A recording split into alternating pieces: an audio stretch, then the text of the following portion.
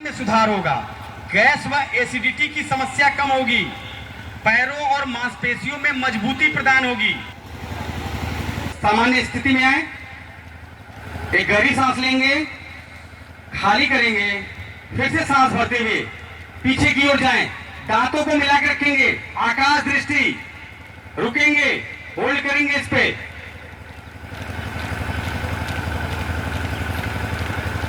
और धीरे धीरे सांस छोड़ते हुए वापस आए। किसी को चक्कर आ रहा हो तो थोड़ा सा अपने आप को बैलेंस करें, सामान्य तरीके से बैठ जाएं, बस वज्रासन में बैठ जाएंगे, वज्रासन में ही बैठ जाएंगे। फिर से गहरी सांस लेंगे, खाली करेंगे। अगले अभ्यास की ओर बढ़ते हैं, शशक आसन। पैरों में जितना गैप कर सकते हैं गैप कर लें, पैरों में दूरी बना लें, पैरों को फैला लें, अपने पैरों में जितना गैप बना सकते हैं बना देंगे। दोनों हाथों को सामने से उठाते हुए ऊपर की ओर ले जाएं, मंच की ओर देखते हुए, और धीरे धीरे सांस छोड़ते हुए हाथ को नीचे लाएं, दोनों जांघ के बीच में हाथों को रखें, हथेली को, और खींचते हुए आगे की ओर ले जाएं।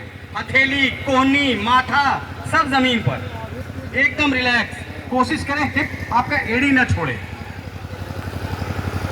एक गहरी सांस लेते हैं, खाली। स्ट्रेस को कम करता है, पाचन शक्ति में सुधार होता है, ब्लड सर्कुलेशन अच्छा होता है।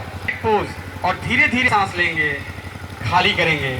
अगले अभ्यास की ओर बढ़ेंगे, उत्तान मंडूकासन। पैरों में जो गैप बना हुआ है वो बना ही रहेगा। दाहिना हाथ सामने से उठाना शुरू करें और उसको कोहनी को मोड़ते हुए अपने बाएं कंधे पर ला के रख दें। बाएं हाथ को उठाएं और अपने दाहिने कंधे पर रख दें। चेहरा सामने की ओर, सहज भाव, चेहरे पे हल्की सी स्माइल, और इस आसन का लाभ लें। श्वसन प्रणाली के लिए सबसे उत्तम आसन है।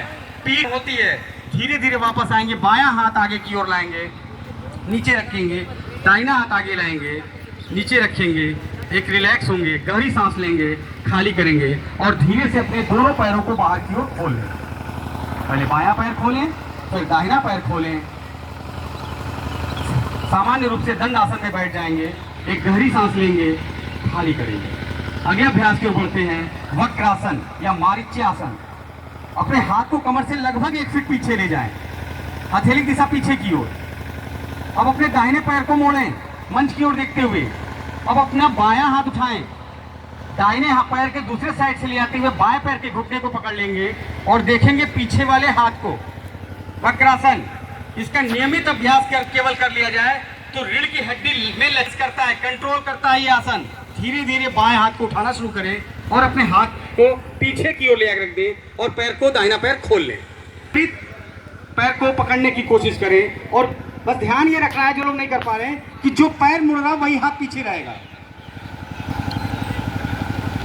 रीढ़ की हड्डी में गंभीर चोट हो या स्लिप डिस्क की समस्या हो, इस अभ्यास यानी वक्रासन के अभ्यास से उन्हें बचना चाहिए। आसन कोबरा पोज रीढ़ की हड्डी को लचीला और मजबूत बनाने के लिए बेहद ही लाभदायक आसन है। धीरे धीरे कम ही उठे तो भी कोई बात नहीं है, लेकिन बेहद ही लाभदायक आसन है। शलभासन स्पाइन और नितंब को मजबूत बनाने के लिए से सुधार हो जाता है।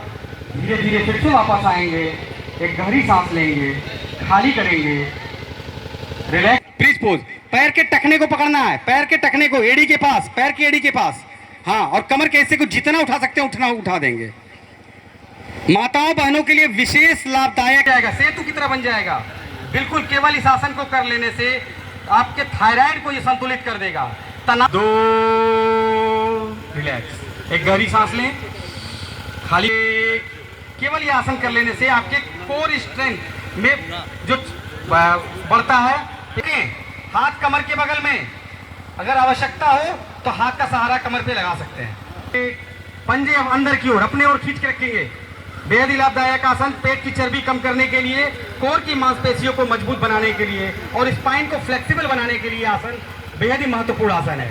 धीरे धीरे बिना घुटना मोड़े पैर को नीचे ले जाएंगे, दो, करेंगे पवन मुक्त आसन के लिए बेहद लाभदायक आसन है। धीरे धीरे वापस हाथ को हटाएंगे, पैर को फिर से 60 डिग्री पे ले जाएंगे और पैर को, तनाव को, यह आसन धीरे तरफ लुढ़का देंगे। दाहिने पैर को ढीला छोड़ दीजिए, फिर एक और श्वास बाहर करें। कंधे, भुजाएं, कोहनी, कलाई सबको कुछ इस तरह से कि यह पृथ्वी प्रतिपल मुझसे दूर होती जा रही है, दूर और दूर घटता जा रहा है। इसका आकार छोटा और छोटा, एक गेंद की तरह, एक बॉल की तरह, एक टेनिस की छोटी सी गेंद की तरह सुदूर अंतरिक्ष में जा रहा है, बड़ा और बड़ा। इसी तरह से एक और सांस भरते हैं, गहरी सांस, हृदय प्रदेश को देखते हुए। दोनों हथेली नमस्कार की मुद्रा में आसमान की तरफ उठाते हैं, हथेलियों को आपस में लंबा रगड़ते हैं। रगड़ते हुए हथेली को चेहरे के सामने ले आए, अपनी आंखों पर लगा दे उस पवित्र भाव से, जैसे एक दीपक से ऊर्जा लेकर हम अपने चेहरे को ऊर्जावान करते हैं। हथेली के अंदर आंख खोलेंगे थोड़ी सी, फिर और।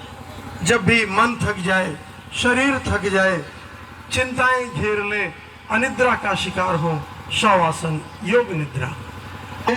हथेली हटा दीजिए, अपनी बाईं कर